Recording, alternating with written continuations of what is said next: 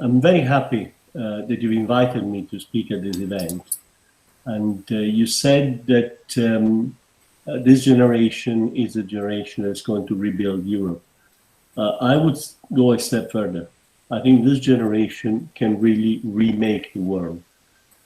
Something that every young generation believes, mine did as well, doesn't always happen. But I think this is a time where this generation can actually really remake the world. And I will tell you why.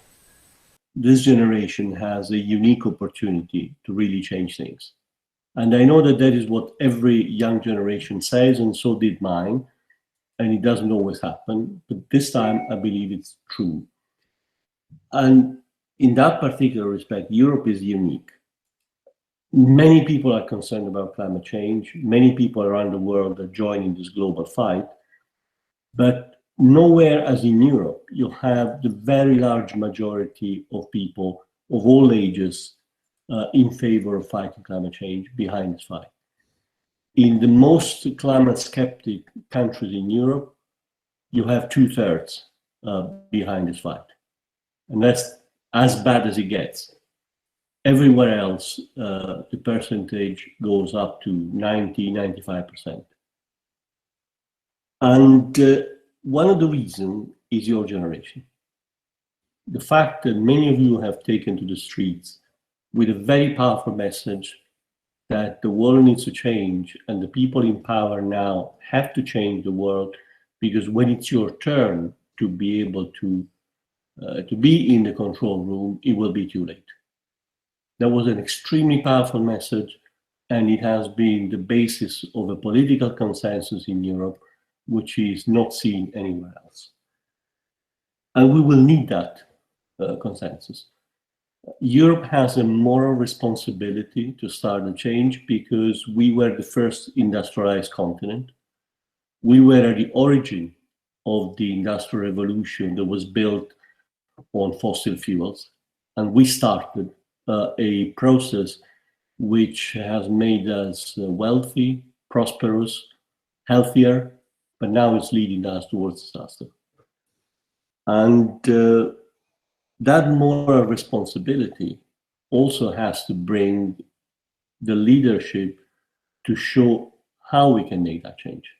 It's not enough to advocate change. It's not enough to say the change is necessary and to demonstrate it. We want to live in a society which remains modern, prosperous, economies that are competitive, industrialized economies. How do we do that in a way that does not destroy our planet and in a way that enables us to go back and restore our planet the way it should have been? So what we need worldwide is leadership in action. And that's what Europe can supply. We can supply beyond what we can do to eliminate CO2 emissions on our territory, which is important because we have to do our part. But Europe counts for 8% of greenhouse gas emissions. An entirely clean Europe alone will hardly make a dent in the climate change problem. But what we can supply to the rest of the world is a working model. How do you go from a fossil fuel-based modern industrialized economy to an economy which is as prosperous, as modern, but clean, zero carbon, carbon-free? And that's the model we're building in Europe. And it's a very concrete model. It means clean energy. 2020, a quarter of our energy is renewable and zero carbon. Our objective for 2030 is 40%. Our objective for 2050 is 100%. Totally carbon-free energy for Europe. Industry. We are at the verge of introducing very innovative clean technologies. I'll give you one example which will resonate with many of you. Taranto, the city that many of us call home, is today the place of one of the worst environmental disasters in modern Europe. And that came from a steel plant, which was once the pride of the town, which brought jobs, prosperity, wealth to the city. And now we're in a situation where people have to choose between the right to work and the right to be healthy. The technologies that we're bringing in are capable of resolving that dilemma. Moving steel production to green steel made with renewable hydrogen rather than with coal is no longer a dream. It's a goal. It's not a goal at hand. It will require time, effort, resources, but it's no longer a theory. It's something that can be done in practice, and the same is happening across Europe. The same can be done across Europe and eventually elsewhere in the world. We're talking about clean mobility, moving all our transport, road transport, rail, air, ships, to zero emissions between now and 2050. Some are more difficult than others. Aviation is very difficult. We do not have today the right technologies, but everywhere else we can do it. I think we will see the end of the internal combustion engines for cars and trucks in perhaps 15 years from now, at least when it comes to new vehicles.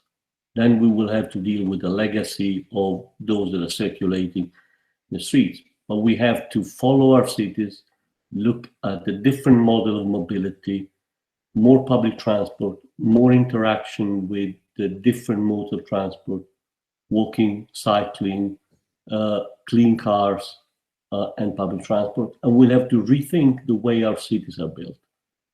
Why should people commute long distances between their jobs and their houses? And for many of us, this pandemic has shown that commuting is not a necessity.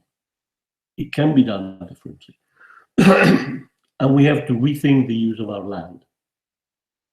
This is not just a question of planting trees and improving our forest, which is indispensable, which we have to do, but we should not have the illusion that planting trees alone will solve the problem. We have to change the way we use our land, less intensive agriculture, bring in trees, wetlands, and a healthier ecosystem on farmland again. Farmers have to become real guardians of the environment. They will have to be paid for that. It is a job, it is work, it is hard work to preserve the environment, and it's worth compensation as much as producing food, feed, and fibers. All this in Europe is framed into very clear objectives.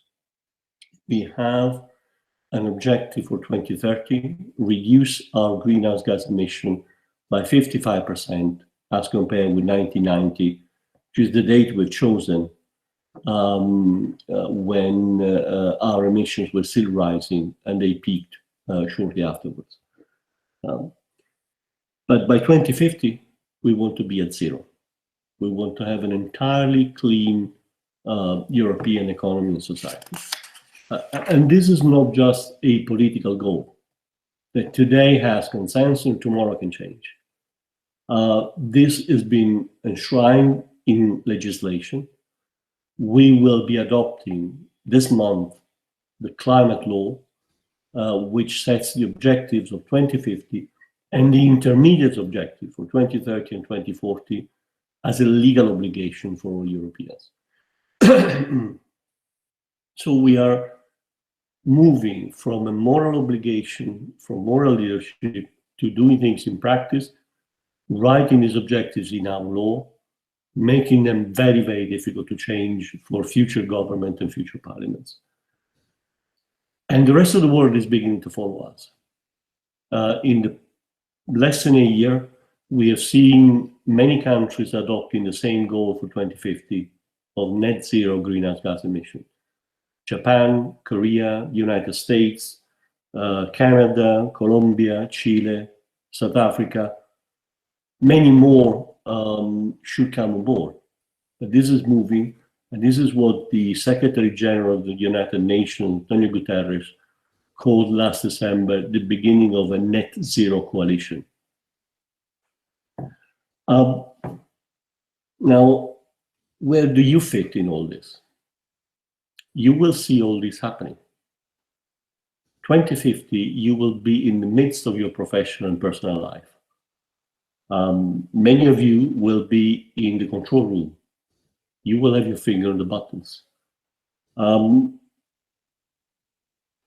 If you continue to demand from this generation and the generation of your teachers that we continue to do what we're doing, that we accelerate it and we intensify it, you will be able to finish the job, and you will be able to work to convince the rest of the world, which is on a slower path, to follow Europe's lead. And you will have to start the next phase of the fight against climate change, which is to restore our climate the way it was, the way it should be. After eliminating emission comes carbon removals, comes the effort to take carbon that has accumulated over the centuries out of the atmosphere through natural means, our forests, our land, but also through technologies that exist but need to be refined, need to be experimented with. So you will have to finish a job that we started, but don't forget that we started because you're asking for it. And if you stop asking for it, it may stop.